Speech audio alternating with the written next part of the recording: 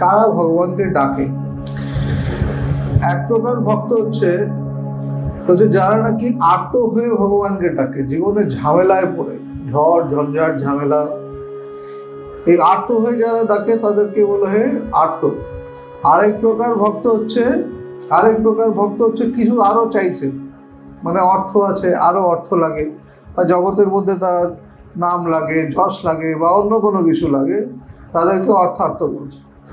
আরেক প্রকার ভক্ত আছে যারা নাকি জিজ্ঞাসা করছে, তাদের মনের মধ্যে প্রশ্ন আছে, জীবন কি, কোথা থেকে আসছি, কোথায় যাব, তাদেরকে জিজ্ঞাসু বলে।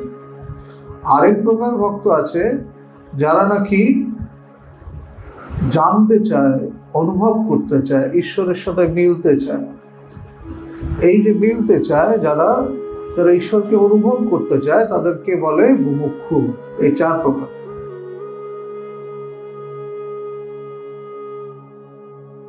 তিনি ব্রহ্ম অনুসন্ধানের যোগ্য ব্যক্তি বলে বিবেচিত হন, যার সৎ অসৎ বিচার বুদ্ধি আছে। জ্ঞান মার্গে কি? জ্ঞান মার্গের যেটা চর্চা করা হয় সেটা হচ্ছে যে ঈশ্বর লাভ, ব্রহ্ম অনুসন্ধান সেই করতে পারে যার সৎ অসৎ বিচার বুদ্ধি আছে। সৎ অসৎ বিচার বুদ্ধি মানে কোনটা সত্য, কোনটা অসত্য, কোনটা নিত্য, কোনটা অনিত্য, এই বিচার যে করতে পারে। ঠিক আছে তো? কোনটা নিত্য কোনটা অনিত্য এটা সবাই জানে, কিন্তু সেটা বিচার কোনটা যখন জেনে আমি সেই পথেই চলবো, যেটা অনিত্য সেটাকে আমি ত্যাগ করব। ঠিক আছে তো? জ্ঞান পথের বিচার হচ্ছে আমি খালি আচ্ছা জগৎ অনিত্য, আচ্ছা ঠিক আছে, তারপর আমার জগৎ ব্যবহার করছি না। যখন সে জানলো যে জগৎটা অনিত্য, যেটাকে সে আর যেটার প্রতি সে আকর্ষিত অনুভব করছে সেটা অনিত্য, তখন তার মনটা সে ওখান থেকে সরিয়ে নেবে। ঠিক আছে তো?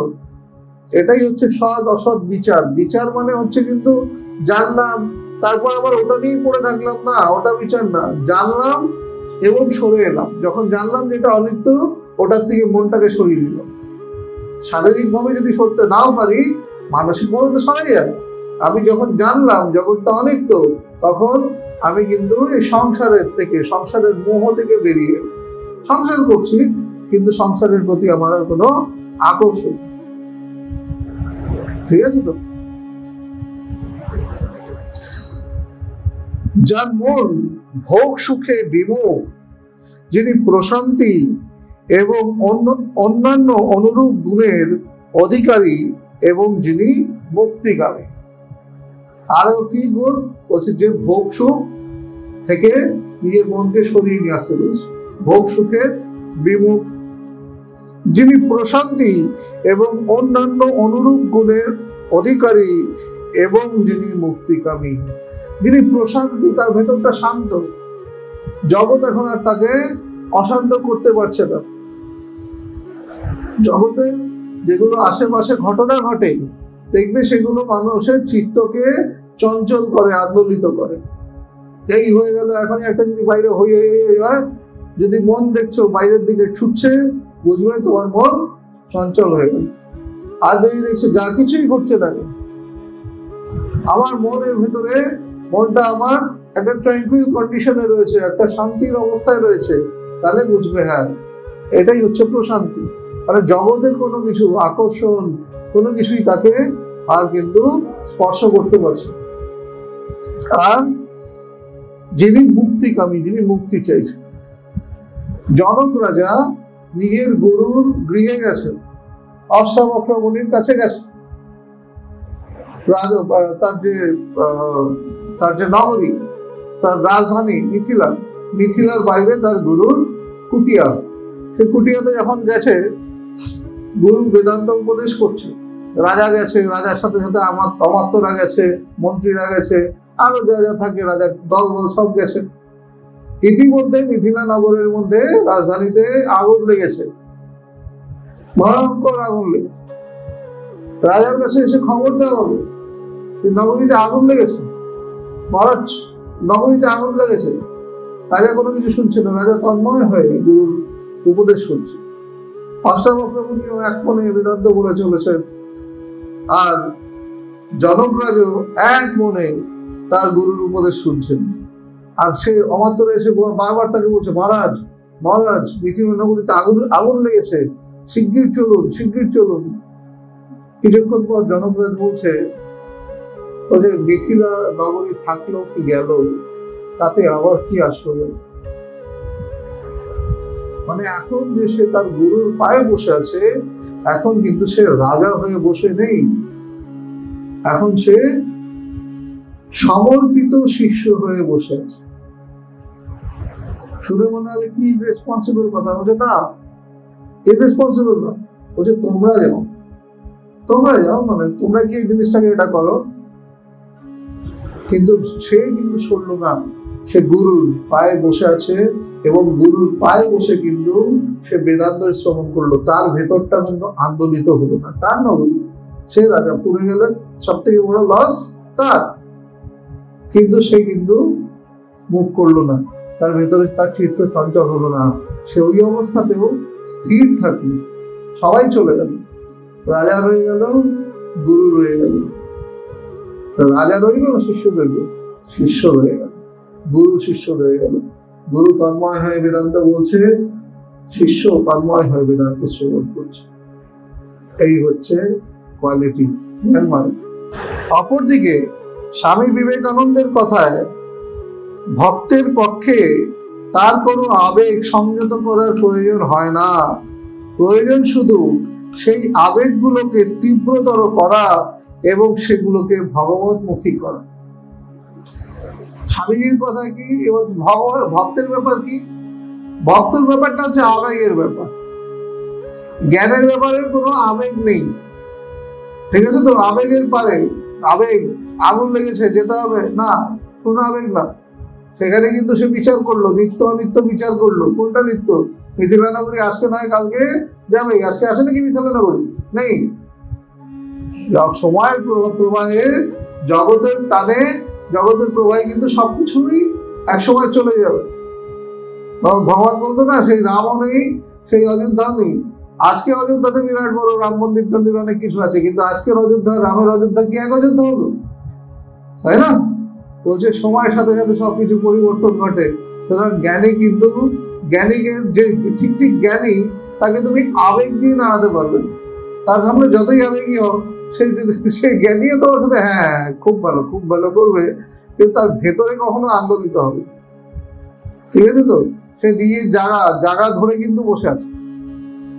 সে নিজের যে জ্ঞান, সে জানে যে জগৎটা মিথ্যা, এই জগতের মধ্যে কোনো শত্রুও নেই, কোনো মিত্রও নেই, তার কোনো বন্ধুও নেই, কোনো সখাও নেই। সে এক ব্রহ্ম বা আত্মা ব্যতীত দ্বিতীয় কোনো কিছুই নেই। তাই কিসকো নিন্দু কিসকো বন্ধু বলে না, কিসকো নিন্দু কিসকো বন্ধু, কাকে নিন্দা করব, কারই বা বন্দনা করব। নিন্দা করছি তো জগৎ সত্য দেখছি, বন্দনা করছি তো জগৎ সত্য দেখছি। কিসকো নিন্দু কিসকো বন্ধু, সবকা পাল্লা ভারী। হ্যাঁ, ভারী কেন? সবকিছু তো এক ব্রহ্ম বা আত্মা ব্যতীত দ্বিতীয় কোনো কিছুই নয়। কিন্তু যখন ভক্তির ব্যাপারে, এটা ছিল জ্ঞান, যখন ভক্তির ব্যাপারে কি হচ্ছে, বলছে জ্ঞানী এই ভক্তির কোনো আবেগের উপর নিয়ন্ত্রণ রাখার দরকার নেই। সে ভালোবাসে ভগবান, সে ভগবানকে যে ভালোবাসে, মামা খেপা ভগবানকে ভালোবাসে, মাকে ভালোবাসে, মার সাথে ঝগড়াও করে, মাকে ভালোবাসে, মার সাথে ঝগড়াও করে, মার হাতের পিট্টিও খায়। জানো তো, মা কালী ভামা ধরে মারধরও করতো, আর মামা খেপা গালাগালি দিতে দিতে বেরোতো। মামা খেপার জীবনী পড়বে, দেখবে। তা সেখানে সে গালাগালি দিচ্ছে ঠাকুরকে, ভগবানকে। কত বড় ধৃষ্টতা! না, ধৃষ্টতা নয়, এটা ভালোবাসা, এটা ছেলের অধিকার। যখন ছেলে তোমার সাথে যখন ঝগড়া করে, অনেক সময় ছেলেও তোমাকে মেনে দেয় না, তুমিও ছেলেকে মারছো, ছেলেও তোমার সাথে মারপিট করছে, ছেলেও তোমার সাথে ঝগড়া করছে, তাহলে নিয়ে ঝগড়া করছে, ছেলে হোক বা মেয়ে হোক। হ্যাঁ, সেটা কিসের থেকে? সেখানে ভালোবাসার থেকে। ওরকম ভাবে সেখানে একটা ফুল আবেগ কাজ করছে। এরকম ভক্তেরও বলছে, সে প্রেমেরই হোক, সে লড়াইয়েরই হোক, যাই হোক না কেন, সবকিছু বলছে যেটা ভক্তি পথে ভক্তকে আবেগকে নিয়ন্ত্রণ করতে হয় না, প্রয়োজন পড়ে না। প্রয়োজন শুধু সেই আবেগগুলোকে তীব্রতর করা এবং সেগুলোকে ভগবতমুখী করা। আবেগকে তোমাকে কন্ট্রোল করতে হবে না, তোমাকে শুকনো হয়ে যেতে হবে না, কিন্তু আবেগগুলোকে, এই যে মনটা চারিদিকে ছড়িয়ে আছে, সবাইকে ভালো লাগে, সবার সাথে মিশতে ভালো লাগে, সব আবেগগুলোকে ভগবতমুখী করা। ছুঁচের মধ্যে দিয়ে সুতো ঢোকানো যেমন, হ্যাঁ, ওই সোনামুখী ছুঁচ, ছোট ছুঁচ, ছোট্ট তার ফুটো, সেখান দিয়ে ওই তার থেকে সূচের থেকে সুতো বেশি মোটা, তাই না? সুতো বেশি মোটা। সব রেশ গুলোকে যখন যেমন এক জায়গায় এনে মুখের মধ্যে নিয়ে নিয়ে নিয়ে নিয়ে টেনে টেনে সব রেশ গুলোকে এক জায়গায় এনে তারপর কিন্তু ওই পাতলা ছোট্ট একটা ফুটো দিয়েও কিন্তু তার থেকে বেশি মোটা একটা সুতো গলে যায়। ওরকম ভাবেই কিন্তু এই মনও কিন্তু চারিদিকে ছড়িয়ে আছে। এই জগতের মধ্যে মনটা কি হয়ে আছে? ছড়িয়ে আছে না? এই ছড়ানো ছিটানো মনকেও এক জায়গায় নিয়ে আসা, এই ছড়ানো ছিটানো আবেগকেও এক জায়গায় নিয়ে আসা, এক জায়গায় নিয়ে এসে ওটাকে ভগবতমুখী করা। আমি তোমাকে ভালোবাসি, আমি সবাইকে ভালোবাসি, আমি তোমাকেও ভালোবাসি, প্রথম অবস্থা। দ্বিতীয় অবস্থা হচ্ছে আমার তোমাকেই বেশি ভালো লাগে, আর বেশি জগতের প্রতি খুব বেশি মন নেই। হ্যাঁ, ঠিক আছে, জগৎ ব্যবহার করছি। আর তৃতীয় অবস্থা, তোমাকে ছাড়া আর বাঁচতেই পারবে, তোমারই করিয়াছি জীবনের ধ্রুবতারা, তোমাকে ছাড়া আমি আর বাঁচতে পারছি না, আমার তোমাকেই লাগে, আমার জগৎ তখন অনেক হয়েছে, জগতের ভোগ, জগতের আকর্ষণ অনেক হয়েছে, আমার প্রভু তোমাকেই লাগে, তোমাকেই চাই। এই হচ্ছে ভক্তের শ্রেষ্ঠ অবস্থা, যখন সে তার যে ইষ্ট, তার ইষ্টকে ছাড়া তার প্রাণ আহুপাকু যখন করে। ঠাকুর শ্রীরামকৃষ্ণকে আমরা দেখছি তার প্রাণ আহুপাকু করছে, সে নিজের গলায় হরমোন বসিয়ে দিচ্ছে, বলছে মা দেখা দে, নাহলে এখনই গলার মধ্যে কোপ দিলাম, এবং সে চালিয়েও দিল, তখনই মা হাত চালিয়ে ধরেছে। মানে সে এমপি থ্রেট নয়, that threat was not an empty threat, ওটা এমপি থ্রেট নয়, সে চালিয়েও দিচ্ছে, তখন মা তার হাত ধরেছে। ঠিক আছে তো? ভগবানের 7 দিনের জন্য ছুটি নিয়ে বসছে, 7 দিনের মধ্যে ঈশ্বর লাভ করবো আমি। বলেছে ভগবান যে 24 ঘন্টা যদি ঈশ্বর কেউ চিন্তা করে, কেউ যদি ঈশ্বর চিন্তা করে তো ঈশ্বর লাভ হয়। এটা ভগবান করেছে, ভগবান বিশ্বাস করেছে। এবং বলছে 24 ঘন্টা কেন, আমি 7 দিন ধরে, মানে 7টা 24 ঘন্টা আমি ঈশ্বর চিন্তা করব। এবং যখন বলেছে যে ঈশ্বর লাভ হয় 7 দিন, মানে 24 ঘন্টা ধরে ঈশ্বর চিন্তা করলে ঈশ্বর লাভ হয়, তো আমি 7 দিন ধরে ঈশ্বর চিন্তা করব, আমি ঈশ্বর লাভ করব। যদি ঈশ্বর লাভ না হলো তো 7 দিনের মাথায় আমিও প্রাণ ত্যাগ করব।